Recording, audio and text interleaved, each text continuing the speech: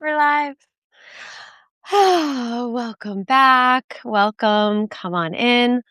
Welcome to episode 3 of This Is Who I Am Now. I'm so happy you're here.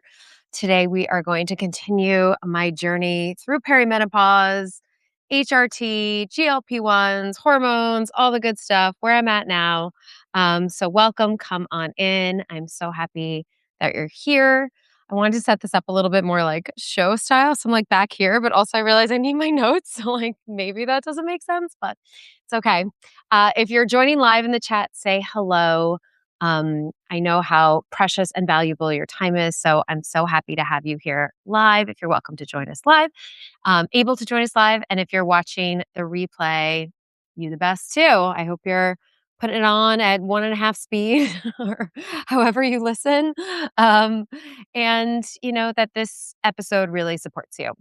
As usual, I am extremely nervous. You can probably tell, like my friends that know me, I don't get so like, ugh, and I want to recognize like that's okay. It's okay that I'm nervous. It's okay that we're nervous to have these conversations. It's not totally the norm. It's not something we're hearing and seeing every day, and so those things can feel big and scary. And for me, big and scary means like go towards the big and scary. Like there's something there for you. There's something important and worth being nervous and scared for. So that's my little pre intro. So let me grab my real intro. You could say hi if you're joining live in the chat. Um, and I'll just grab my notes. So, for a little recap, episode 1 of This Is Who I Am Now is really about what the show is about and what we're doing together here and what my intention is, and really about just owning who you are in this exact season and this exact moment of your life. And episode 2, to honor this exact season and this exact moment of where I'm at in my life, was really sharing my entire journey of where I'm at now. I'm 46, and what that's looked like for me, more specifically in the last few years, as I've, walked through, this little thing we're learning is called perimenopause. As I joke, a word I didn't know 2 years ago. So all of a sudden, to the face, here we are. And if you're live in the chat, you can definitely say hi to each other, say where you're from. I've been doing lives forever, so like I'm pretty good at, you won't distract me. You can say hello there. It's great. And if you're commenting on the video, you can have a chat below as well. And so, yeah, so episode 2 was really about my journey with perimenopause and HRT and everything around that. And then we also have the episode 2 companion guide. So if you're watching the video and you're like, what did she say? What's happening? We have an episode 2 companion guide for you. And I think for this episode, which brings us to episode 3, which is picking up where episode 2 left off with my journey with hormone therapy, and more specifically about, yes, starting a GLP-1 and why that decision was so emotionally loaded and everything around that. And I want to say this isn't really just like a GLP-1 episode. It could never just be, because of my story behind it and how I got here, and my history with disordered eating and body image and all my struggles and every diet I've ever tried and way I've tried to fix myself. And it's really all part of it. And so episode 3, we're going to dive into all of that and really have space to hear, my mental and emotional and physical journey that got me to this point and ready to share with all of you. So if you're just joining us live, welcome. I'm so happy you're here. You can say hi in the chat. Drinking my water with creatine, of course. Not of course. Creatine doesn't work for everybody. It seems to work really well for me.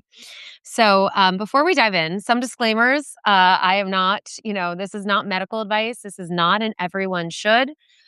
This is my story, and I will try and keep it with share it with the utmost care and responsibility. I also recognize and honor not everyone may agree with me or my opinions or the conclusions I've come to or my work in progress. You might have a very different and very strong opinion, and that's okay. You also don't need to tell me your very strong opinion all the time.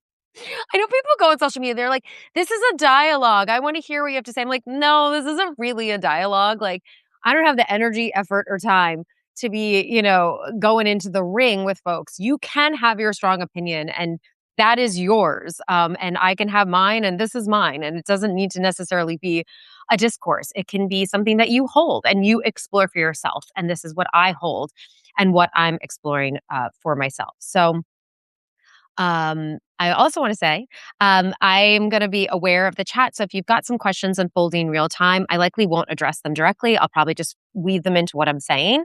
But I also wanted to create a space where we could just have a straight up Q&A. And so on Thursday, what's the date? 14th, 15th, the 16th, July 16th, Thursday at 12:30 p.m. Eastern. We're going to do a live Q&A follow-up to all of this for paid subscribers. So if you're not yet a paid subscriber, it's a great excuse, reason to join that, and you will have access to all the archives. So you'll also get the companion guide, anything else that's under paid subscribers. And if you're going to hit subscribe and paid subscriber, I definitely suggest going for the year. If you know you're in, it's just $80 for the year. Otherwise, you get a really annoying invoice every single month in your inbox. And I don't know about you, but I don't want any extra emails. So if you know you're going to hang your hat here for a while, I encourage you to become a paid subscriber. And if you want to do a step up from that, and join as a founding member under Robyn's Rockstars. You will also have access to more bonus live Q&As, as well as my psychic circle that I'm doing at the end of this month. And that is going to be a juicy one. So yay. So for those of you who are new here, welcome. I am new to Substack. I'm certainly not new to the wellness space. I'm often referred to as a wellness OG. I have been online sharing my story and coaching thousands of women around the world and men for nearly 18 years now, which is almost 2 decades, which is crazy. My experiences my training, I should say, is as a board certified nutrition coach. And I've written 2 books, 2 best-selling books, Go With Your Gut and Thin From Within. Yes, we're going to touch a little bit on the second book, Thin From Within, there in this episode. And I'm also a keynote speaker, entrepreneur, and mama for 2 girls. So my journey and my story very much connects to how I'm, focusing on raising them and their future, because I really do believe we are in a bridge moment between where we've been and where we're at now and where we'll eventually be.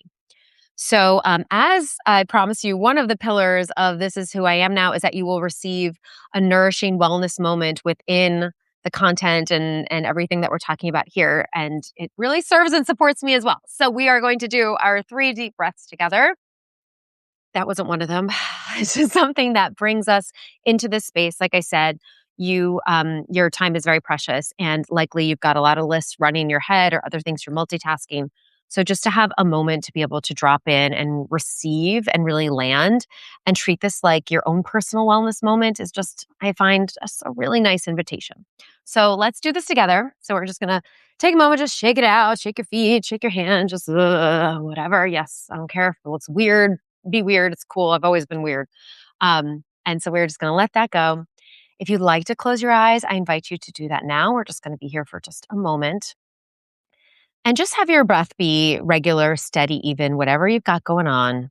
But just start to be more aware of it. Hey, I'm here in my breath. I'm here with my breath in this moment. And so letting that go now, we're going to breathe in together. Ready? We are breathing slowly in and slowly out. See if you can make this next one a little yummier. Slowly in for you, your spirit, your soul, and slowly out. And again, slowly in and slowly out. Amazing. And if you've got a nice little cadence going on, I am second to that. I encourage you to just go with your breath and your body and being present in this moment, and just come along for my little story here and let us spend some time together. So for those of you who are familiar with my story, this might be a recap or a review, but I find that there's always new nuggets, even when I hear something a few times. And if you're new, welcome to my very long and complicated journey with my body, because I have struggled with my body as long as I have like a memory of the moments that really, you know, go into our core of who we are. And a big memory of that is that I remember all the girls around me even in elementary school, where it seemed like it was just a contest for who could be the thinnest, the smallest, who could diet, who could eat the least. And I definitely succumbed to that. I was born in 79, so I'm a child of the 80s and of the 90s. And if you look at some of the magazine headers, it's like, oh my God, skinny by summer, your best butt ever, slim down secret in 24 hours. We've come a long way, but it truly was like peak of diet culture. And trying to coerce by any means, necessary your body to look a certain way.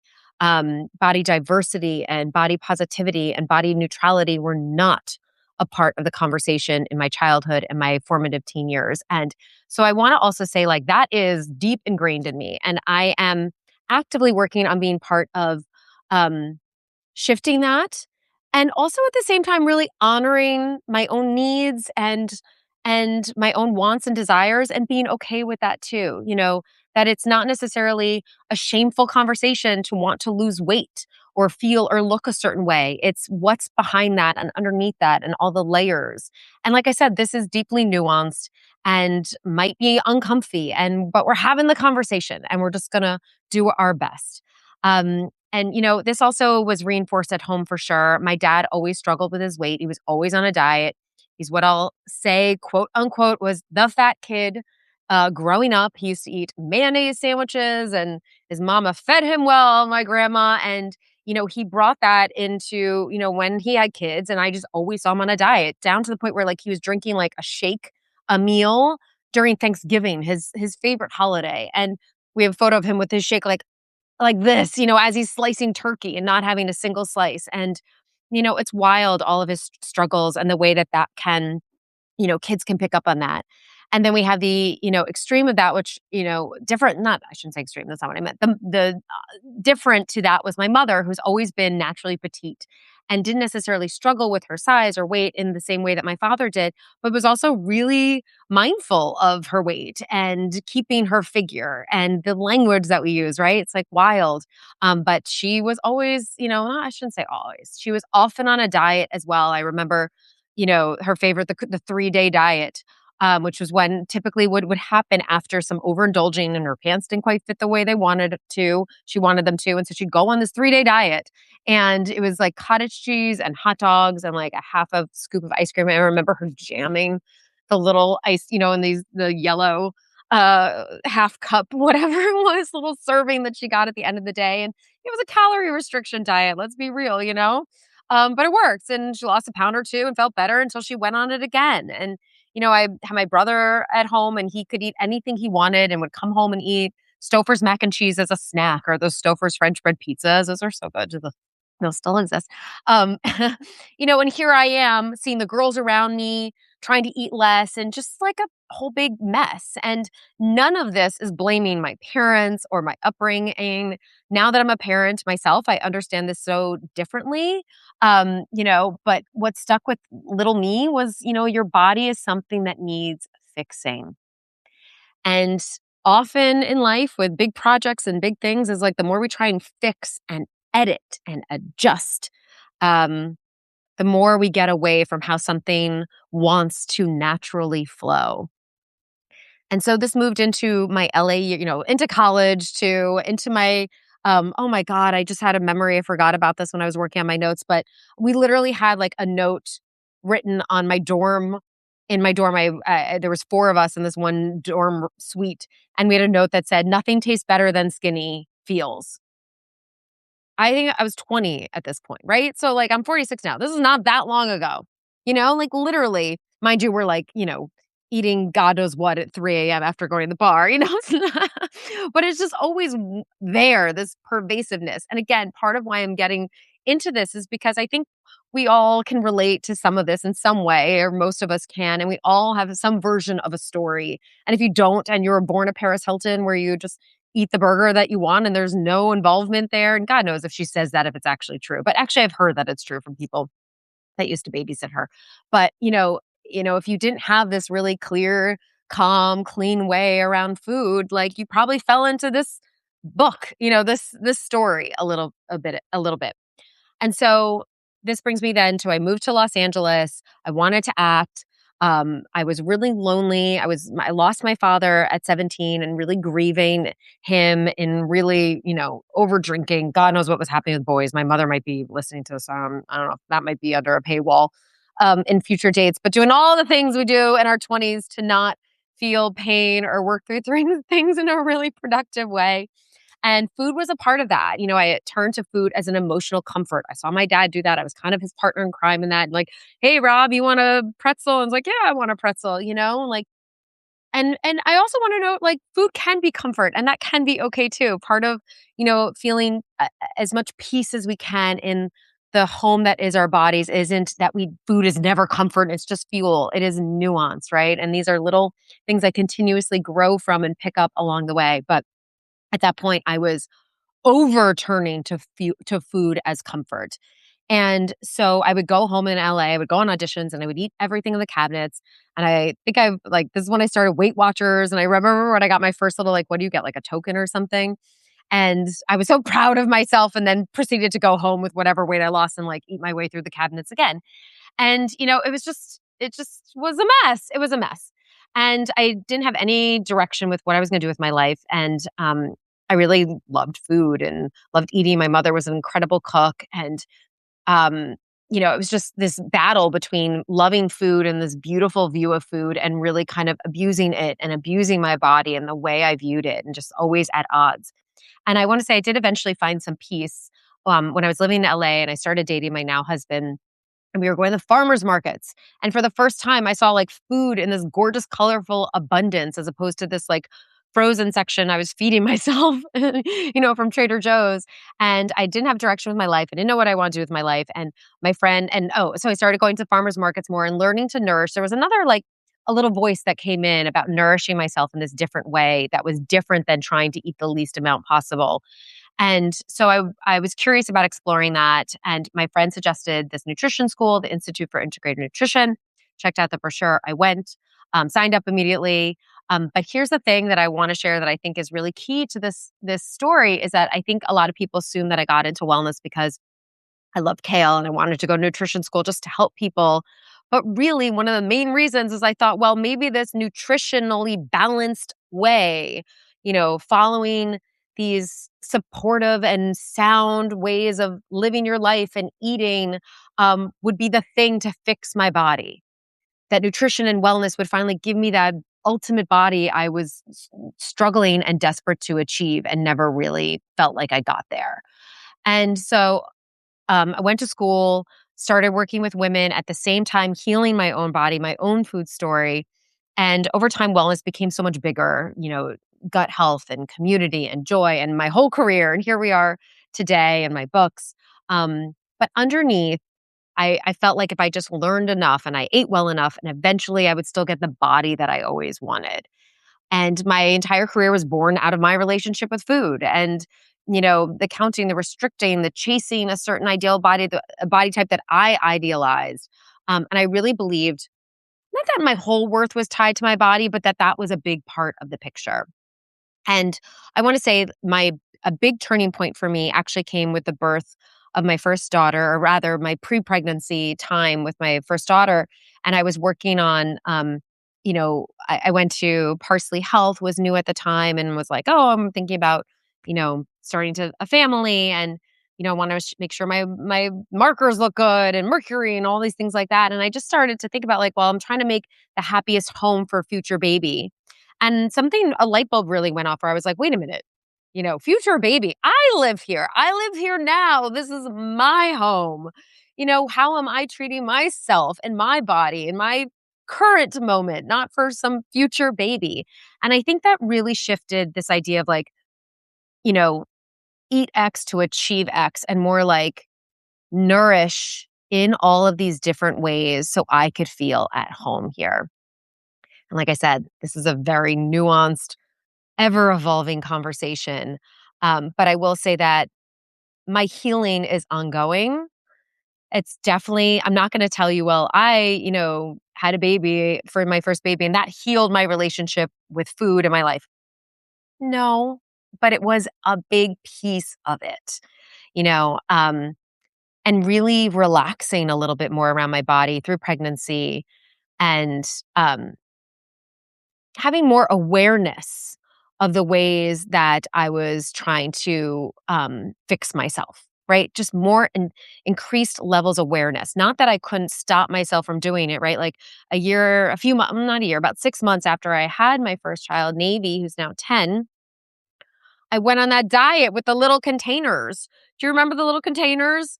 They all had different lids. You could buy them. There was I forget who created them. But to me, it's funny because like I look at those containers and they're not necessarily bad, right? Like nothing's good. Well, some things are bad. The 3-day cottage cheese diet's not necessarily the most amazing thing.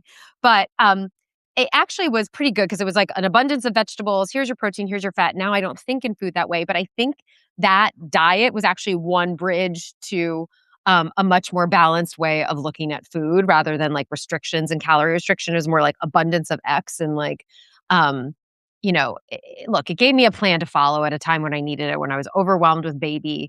And like I said, this is a continuous unfolding of story. But yes, over time, I did start to trust myself. I did start to relax a bit, but I was still trying to fix myself. And the truth there is I've spent 18 years helping mostly women heal their relationship, ongoingly heal their relationship with food, and still quietly trying to heal my own. And that's just honest. And that's just the truth. I'm going to take a second to check the chat. Okay, all good. Keep going. We've got lots of you live. If you just jumped in, this is episode 3 of This Is Who I Am Now and part 2 in my perimenopause journey and getting a little bit more into my story with GLP-1s and perimenopause and all that fun stuff. Yay. So, okay. So how do we go from baby number 1 to baby number 2, and where the heck do GLP-1s come into all this conversation? Okay, promise you we're getting there. So, moving and grooving after first baby, I had my first at 36. It wasn't such a struggle for me to feel like I got to a quality place with my body. After that baby, I was 37 at the time, whatever, 38. A lot of that changed when I had my second baby at 41. So I had my second daughter, Dover. She's 5 now. Homegirl was almost 10 pounds at birth. So that was a very big baby and kind of a traumatic birth. I haven't spoken about this much publicly, but she was, like I said, almost 10 pounds. I did not have an epidural with my first. I was in real rough shape with my second. I was at the exact same pain level with my second as I was with my first. But when I went to the hospital, I was 8 centimeters dilated. So this is the same pain level, 8 centimeters, having the baby in the next couple hours, which I did. No epidural. Second baby. Oh, I know this level of pain. Been laboring all night. I got to the hospital. I think I was 1.5 to 2 centimeters dilated. So this was not the same story. And so I got the epidural, but then the epidural broke. The stent came out. It failed. I ended up with having a vacuum delivery on no epidural. There's probably some folks here who may know what I'm talking about. If you don't, I'm glad you don't. So it was a very intense birth. And I also want to say prior to that, for that pregnancy, I did everything right. I was working my core in a certain way. I had private virtual Pilates. This was a pandemic baby. So I had virtual Pilates with a private instructor twice a week. I was going on my walks. I was doing all the things to make sure my body was strong and ready to support this big baby and this birth. And postpartum, I ended up, so she came safely and healthily, thank goodness, but that was quite an experience to go through. So I did end up having pretty significant diastasis recti. It's one of those words where, like, if you pause to think about it, you mess it up. But if I just say it, because I've said it 1,000 times at this point, probably, then I get it right. By diastasis recti, which is also just known as abdominal separation, where literally down the middle, your abdominal wall splits. And this can look a little like this. This can look a little like this. This can look like this, and can cause a whole host of problems later, or in life, in any moment. I also have a hernia, which is a tear in my fascia that I will need to get repaired at some point. But this is worth naming. Research shows that roughly 1 in 3 women have measurable diastasis about a year postpartum, and about 1 in 4 have symptoms that affect quality of life. So this wasn't just me or a willpower problem to eat less and make my belly smaller. This was literally like, my gut's falling out. It's not amazing. And the less amazing part is the surgery to fix it. So there has not been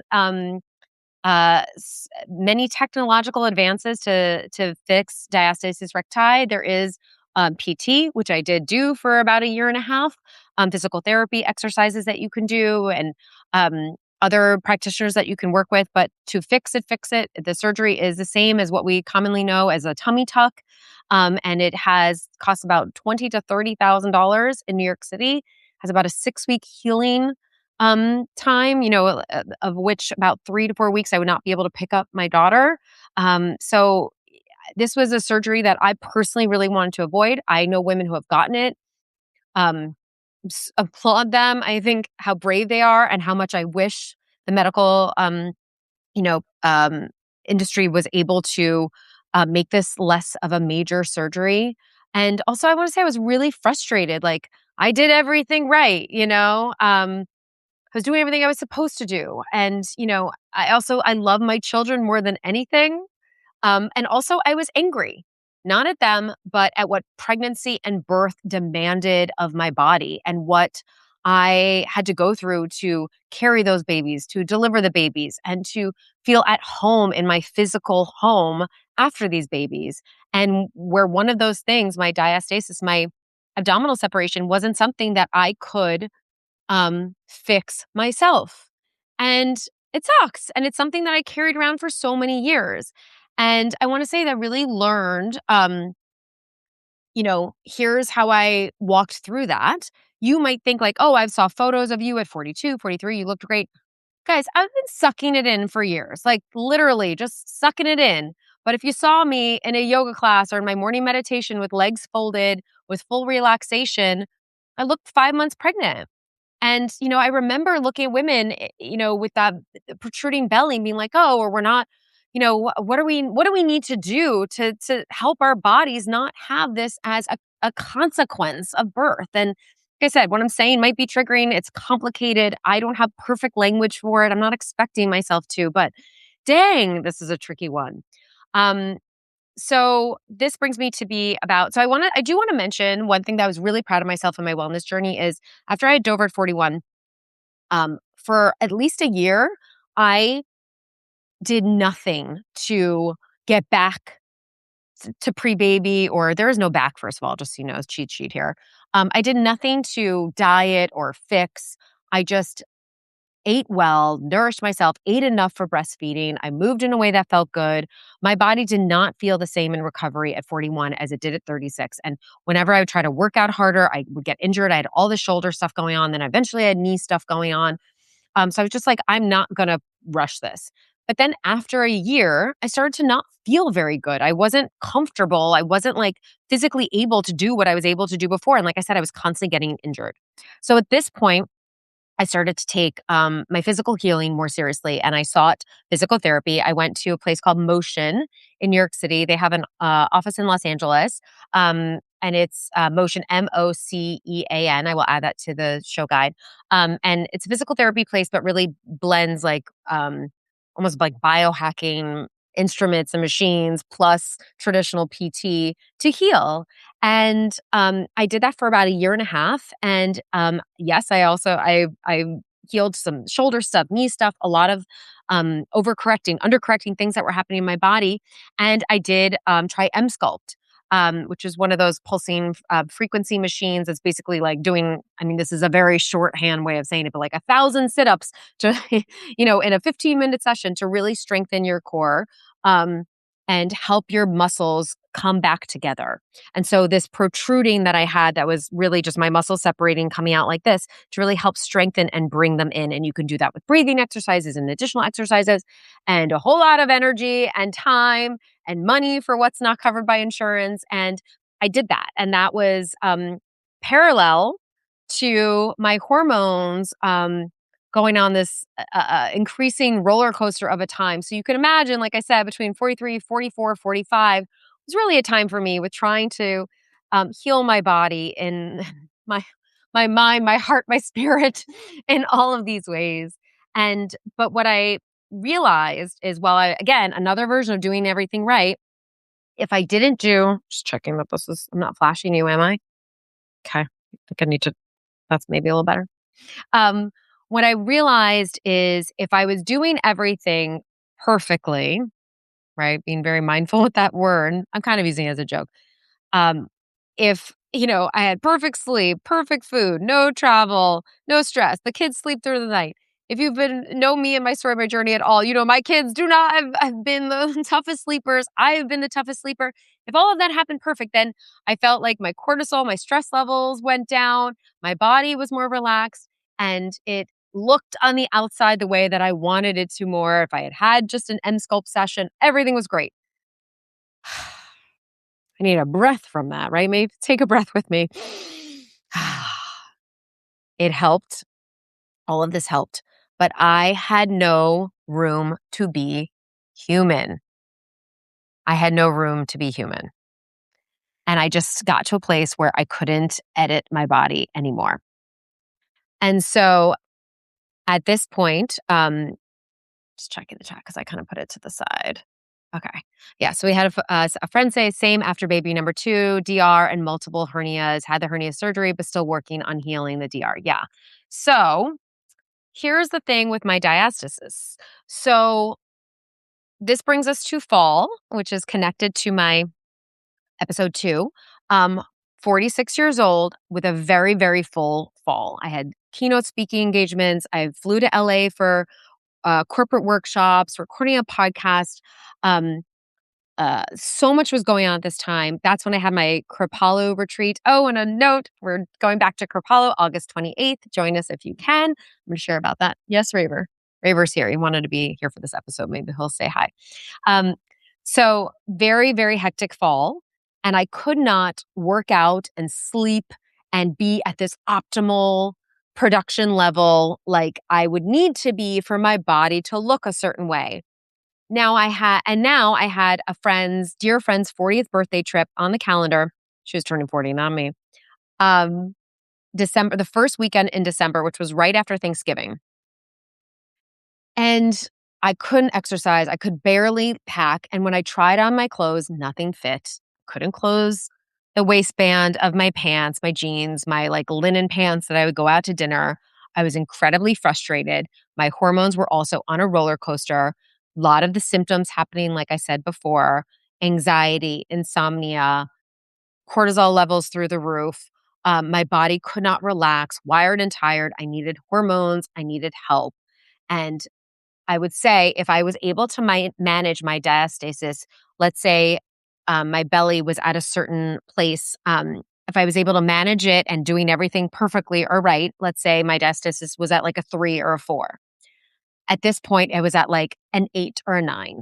And I will share photos in the companion guide. I don't want to necessarily just like put them on the internet and video, but I will share photos of what that looked like in the companion. But it was out here like this, extremely uncomfortable, understandably.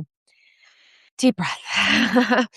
And so my doctor that I was working with had put me on hormone therapy. And then a few days later, I called her crying with a distended abdomen that was bloated, uncomfortable, diastasis at its worst. Now, again, I want to say I was able to manage the ab separation if I was doing all these things and getting M Sculpt and the green laser. If I wasn't at peak performance with everything in my life, it showed and reflected more in my weight gain. And women in their mid 40s with fluctuating hormones, that is traditionally where we gain weight as well. So where I already had this ab separation, it just was so much worse, unbearably and uncomfortably worse for me, to the point where, again, I was researching um, surgery and what else I could possibly do. And mostly just being, which I didn't touch on, so damn unhappy, misery, right? Misery that I was going through. And I want to name that and say it out loud. And so I called my doctor. I actually called her on FaceTime. And I'm not like a call the doctor crying person. I think I've called, the doctor once when I had a baby fell off the bed moment. That's like the one panic call. I'm pretty like, she's fine. We're fine. I'm fine. I'm really good at being that like, and that isn't just like, bypassing my feelings. That's like, no, we're okay. This was a panic moment going on this trip. So uncomfortable. I FaceTimed her and she's like, She looked at me, she's like, Robyn, it doesn't have to be this hard. Let me help you. There is medication. I know we talked about, lightly talked about adding in a GLP-1, a low dose GLP-1. And ideally, we wanted to separate the starting of the hormone therapy protocol to see what was working before adding in a GLP-1. She's like, you're going on vacation 4 days. Like, why don't you try this? And I said, I wrote this note. I said, I was so inflamed. I was so bloated. I couldn't pack. And she said, let me help you. You can try it. And she made the distinction of this doesn't need to be a giant identity decision. It doesn't have to be forever. It doesn't have to be a moral statement. I could just try it. And I want to say when my doctor brought this up, this was not an immediate, one second, I want someone to read this. We do our best and we do our best, but we don't ever do things perfectly. And that's part of the human journey, I believe. Thank goodness for HRT. Thank you, Lord. And then someone else wrote, it doesn't have to be this hard. Yeah. Um, Hang on, just fixing the screen spacing. What's it called? This is new for me to use this technology and get to do my show this way. So yes. So I want to say she mentioned this to me. It was not an immediate, great, sign me up. Here's the thing I've been looking for my whole dieting culture, trying to fix my body life, right? Like I had so many fears, right? Does this mean I didn't try hard enough? Does this undo everything that I've taught, everything that I've stood for, all the ways that I've helped women to get to a place of support and care and nurture? Um, it, it- you know, uh, it's crazy. And does this make me a fraud? Does it mean that smaller was always the goal? Am I going to be on this forever? What does that even mean? All these questions. And, I've written 2 books, I've stood on stages, and I've taught this work for years. So, of course, my brain went there. Does this erase my career? And I get it. This GLP-1 conversation is very triggering. People have a lot of opinions. People have their own opinions. Sometimes people's opinions can be changed. I want to say my friend, I think 6 or 8 months prior, asked me my opinion about going on a GLP-1. And I said to her, I was like, and this was kind of what I want to say, like what I consider version 1 of the GLP-1, which was what we saw maybe a year prior when we heard of the Ozempic craze and Ozempic face. And, I kind of want to honor those people that walked the version 1 of this because like they didn't have more examples. They didn't have the information that we have now. And at that point, was I judging them? Yes. Oh my God, you're taking like a quick fix instead of doing the work. Guys, we've all been doing the work. My God, right? Like, who hasn't been doing some form of the work, you know? And so when my friend asked me my opinion 6 or 8 months prior, I was like, I don't think we're all meant to be a size 2. I think body diversity is important. I think honoring our natural form is important. And so all these things went through my head, you know, and it's interesting that the diastasis recti was part of my journey. I almost feel like I had to have that to allow myself to be okay with taking this medication. But I want to say, you don't need a reason, an excuse, a nice way to say, well, I had this, so it allowed me to X. That's bullshit. You don't need that. I also want to be mindful. My doctor started me on a low dose. So I took 2.5 milligrams of Zepbound weekly for a couple of months. And then I moved that around to more like 10 days or every 2 weeks. And now since pausing HRT, I'm taking it about every 8 or 9 days. That seems to be a sweet spot for me. But the reason I'm saying that, well, first of all, I'm sharing that information so you have it and that will be in the companion guide. But I want to also say we've also started this conversation of, oh, I'm just taking a microdose or I'm on just such a low dose. Yes, the lowest possible dose that's a right fit for your body and what works for you if you go down this path is ideal. But I also don't want to freaking glamorize a microdose or oh, I'm just on an X. You are on whatever you are on.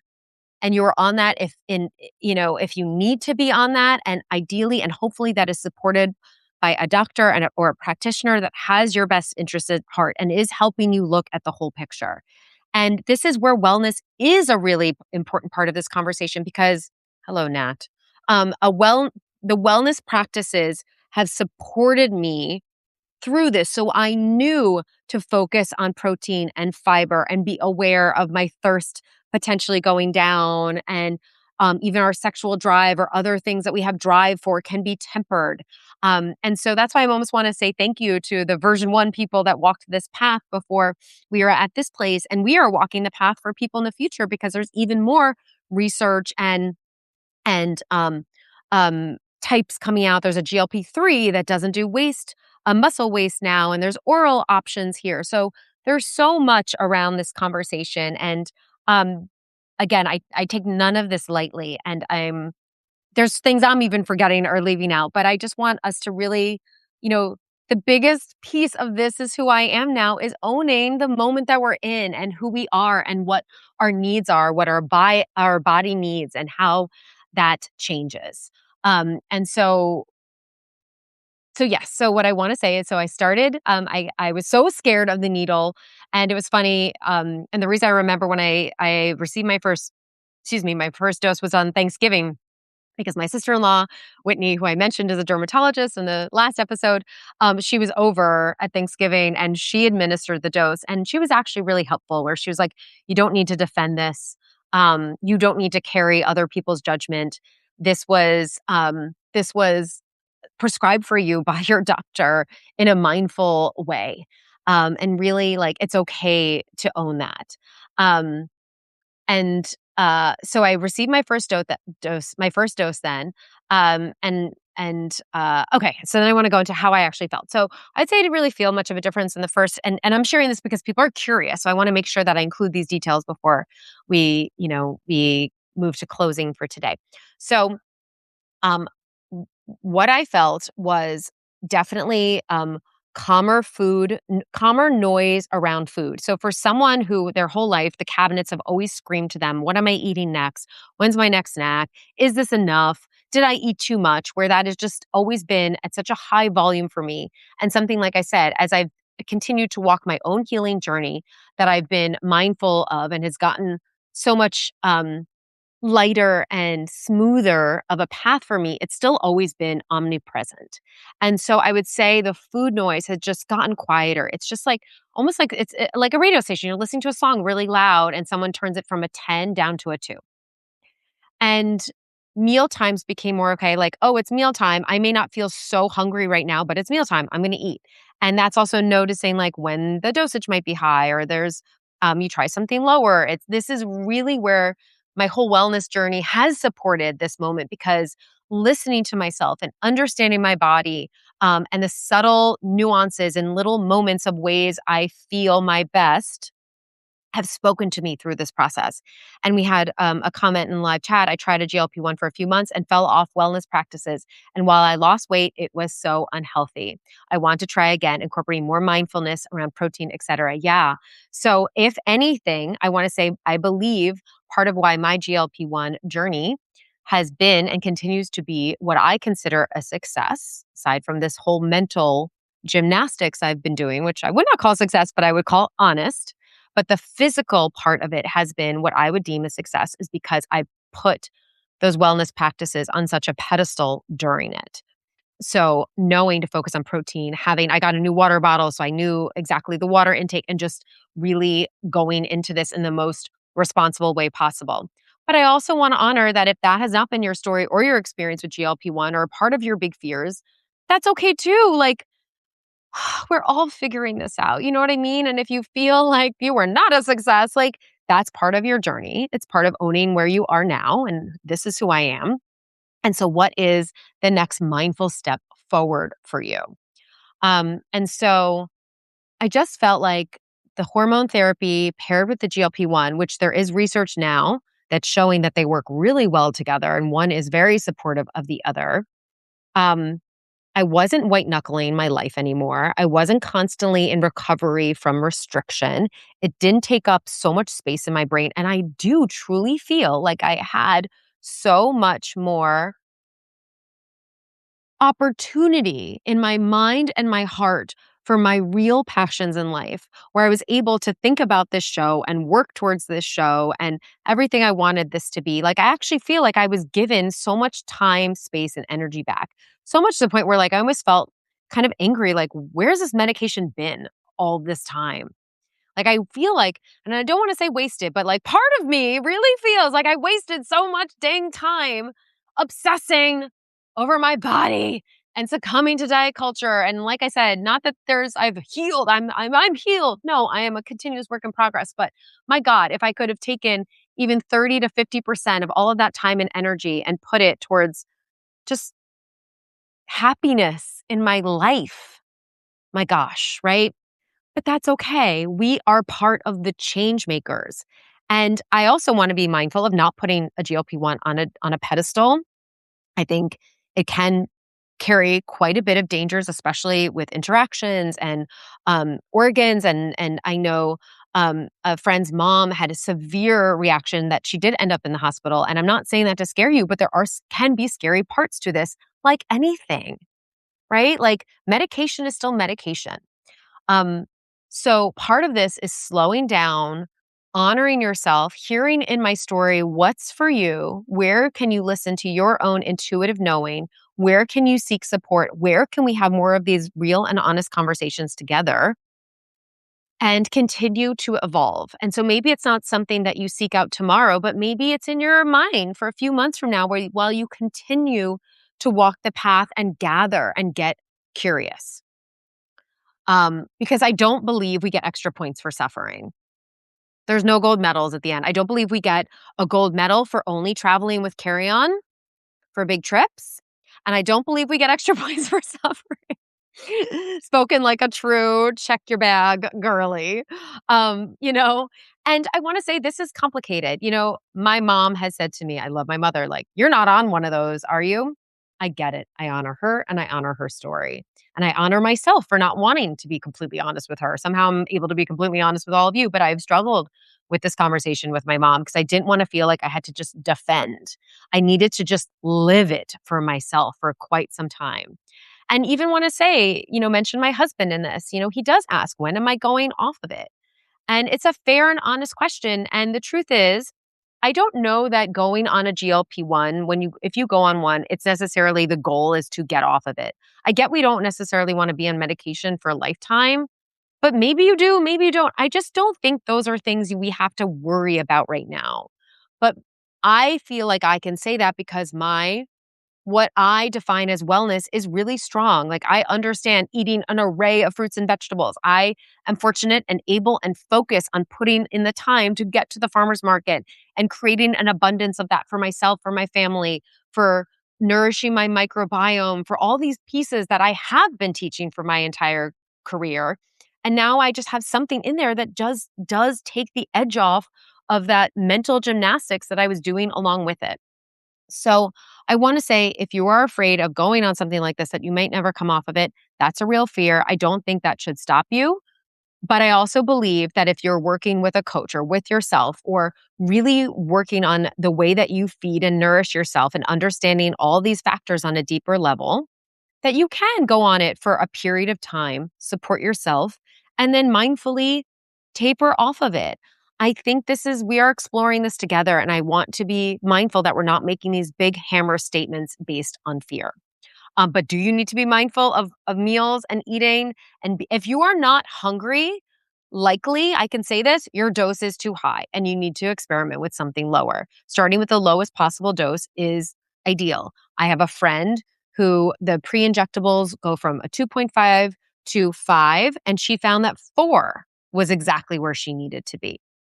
I've since moved away from the pre-injectables and I do the vials, but I still do the 2.5 dose. I just stagger it. And I do want to say, like I said, I think I mentioned this, but since pausing my hormone therapy, which I need to touch on that, pausing my hormone therapy, I have leaned more into the GLP-1, hoping and trusting that it is supporting calming down the neural pathways in my brain the same way that some of the hormone therapy was.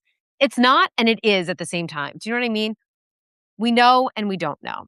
Again, this all comes back to what's working for you, what's feeling supportive for you. So direct answer is yes, I'm still on a low dose GLP-1 today. And my honest take is that I'm not anti and I'm not pro. I'm pro information. I'm pro doctors who monitor you, pro having these conversations, pro understanding your own body before you decide anything, and pro letting this be a, a, a mindful, calm walk through it instead of a run, a sprint, a hammer. Um, I wrote some things here. I'm going to put these in the guide, but I wrote what to watch for on a GLP-1 and I wrote how to know if it's right for you. Again, I'm not going so much into the diagnostics of this because this is more about, my story, my journey, and letting this be a point of inspiration for you to explore your own. And so where things stand now is I mentioned that I paused HRT in April and I went into more of a full and rigid supplement protocol. It is now mid-July. That is still working for me. And that was largely based on a couple of factors. I was menstruating, getting my period every 2 weeks, sometimes more often. That can be a side effect. So I started hormone therapy at the end of November. And in April, I started getting my cycle, my period every couple of weeks, sometimes more often. That can be a side effect. I didn't get any other side effects. Some people have more trouble sleeping. Hormones are so nuanced, as you know, how much your hormones fluctuate. So it is certainly not a straight path. And I remember feeling so lucky when it worked so well for me in the beginning. And then when that started happening, it was between February. So smooth sailing, December, January, and then mid-February is when my cycle started getting more erratic. So February, March. So for 2 months, it was really erratic before I paused in April. And the moment when I paused, well, basically I was getting my period every 2 weeks, which I said now 10 times. But as can you tell, I was really angry about it. The worst moment was when I was at Coachella, a music festival, in this sick ass um, white bodysuit with a hood. And I go to the bathroom and there's blood and I have my period and I have no tampons, no cup, no pads, no bikini liner, special bikini liners that I like to wear with the tampon if I have like double protection. I had nothing and I had a whole 10-hour festival ahead of me. And I remember just feeling so dang angry because I just got my period 2 weeks prior, or even sooner, 12 days prior. And I had to go to thankfully, they had a little general store and I went and got, not organic tampons and just made it through. But with the hormone fluctuation and a day or two later at Coachella, I was just a mess. My hormones were a mess. I was filled with rage and anxiety and it was really rough. And so that's when I talked to my doctor. She suggested we could lower. She was like, her first suggestion was actually to um, edit the dosage of each, but she's like, or you could just pause. And I was like, I think we should just pause. She's like, if you pause, we can get a baseline. She suggested I pause for 6 weeks,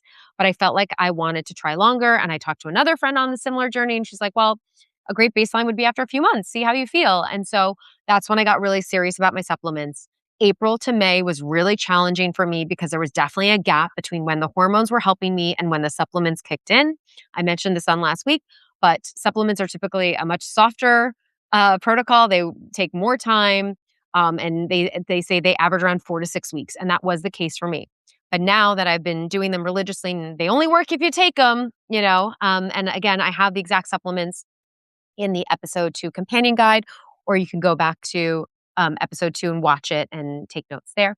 But I will say, since pausing HRT, I now know what my peak perimenopause symptoms were like, and I haven't been experiencing them. I sometimes have a low level where if I haven't slept, I can feel that anxiety coming back on or my sleep, but it is nowhere near when I needed to go on the therapy. And this is not me trying to say, well, it has to get so bad to deserve that treatment. And no, I'm not that. It is really like when I'd say I would let it go, what I would say maybe like to a 4 or 5. I feel now my symptoms are at a 2 or 3. We'll see how long that lasts, right? Perimenopause is can be a 6 to 10 year journey. So this is the moment that I'm in now. The other thing that I want to say about adding in the GLP-1 is yes, physically, to me, I look different. I do think there's more of a dramatic difference in the shape of what I look like. Um, I've had moments where I've weighed less and my shape has just been a smaller version of that. And I do feel like I look dramatically different now. And I think part of the reason of that is so much of what came off of me was inflammation. And so where I look so dramatically different after a week, that might not be the story for you. It could be, I don't know, but a lot of it was not necessarily fat um, that my body was releasing. A lot of it, or most of it, I would say, was inflammation.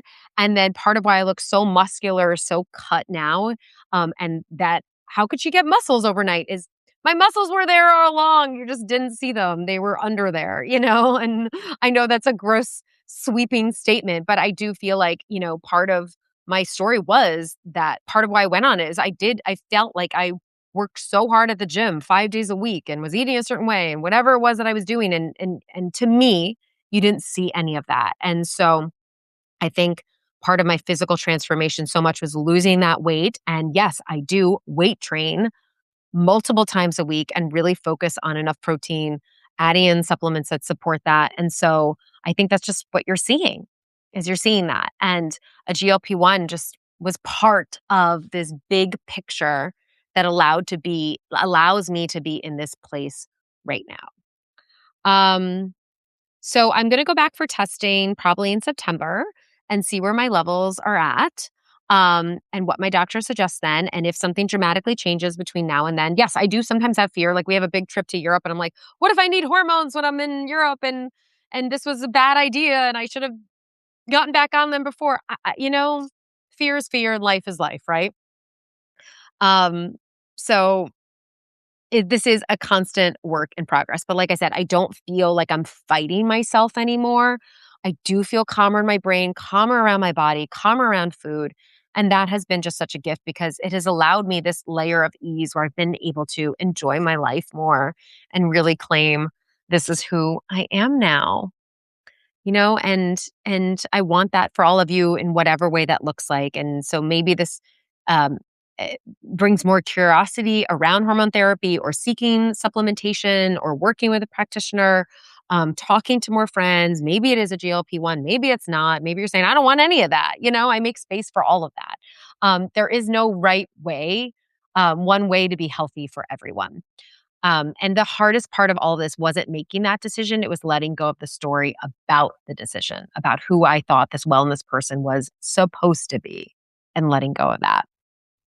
And who I am now means so much to me because it wasn't necessarily about losing the baby weight with Navy. Well, actually, I should say it wasn't about like, this is who I am now is more about claiming what you need right now than the ways that you were able to do things in the past. And that's what I want to say.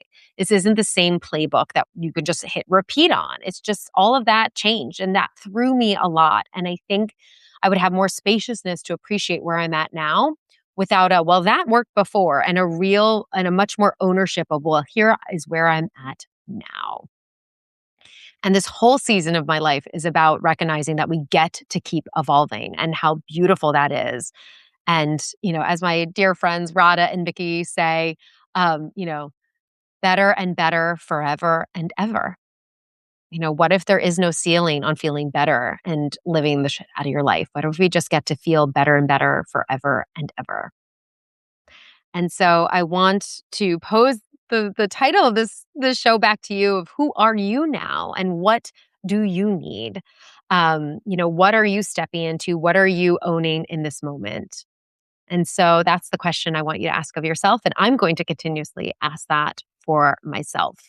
And so thank you, everyone, for trusting me with my story, for trusting me with this, for this very handle with care topic. I get it.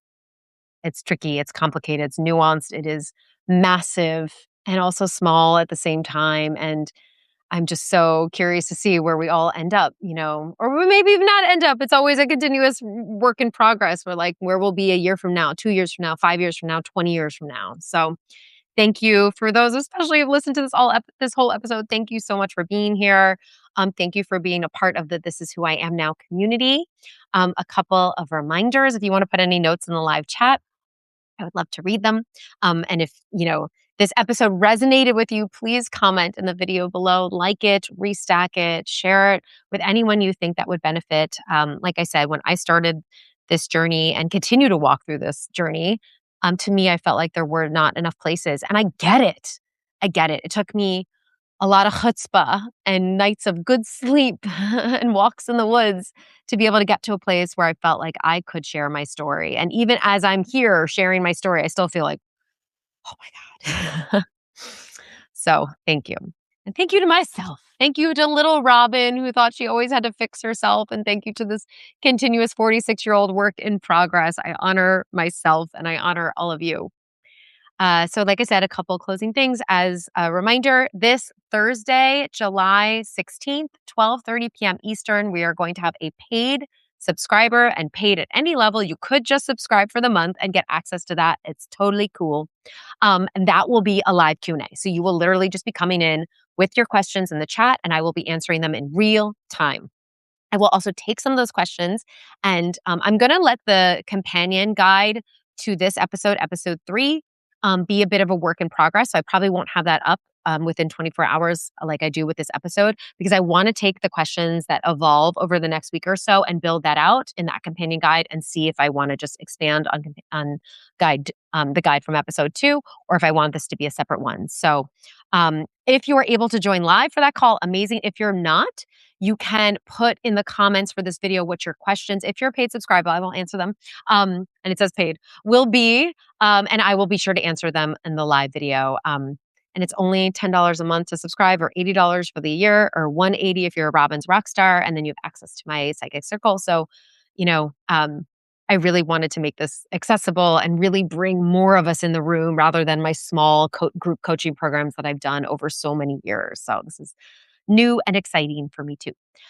So Thursday, 12:30, live Q&A. But I hope if you're not able to join us then that this served and supported you and, fed your curiosity. And like I said, there's probably so many things I left out, but I'm just going to trust the process and let that be okay. And go jump in the pool and take a big deep breath and hope that I did this conversation justice. Just reading a couple chat messages. Thank you for sharing. It was fascinating and I can so relate. Yeah, thank you. Thank you for sharing your honesty and being brave to share your journey with us. Thank you for sharing. As always, Robyn, you're a generous soul. Thank you. Thank you, Robyn. Thank you. So you can share with us here or send me a DM. I will make this episode available for everyone. I think it's just such an important conversation. And thank you for coming to this convo with love. This is who I am now, folks. Here we are. You're welcome. And thank you all so much. We'll see you on Thursday and then for future episodes after that. Bye, everyone. Big heart.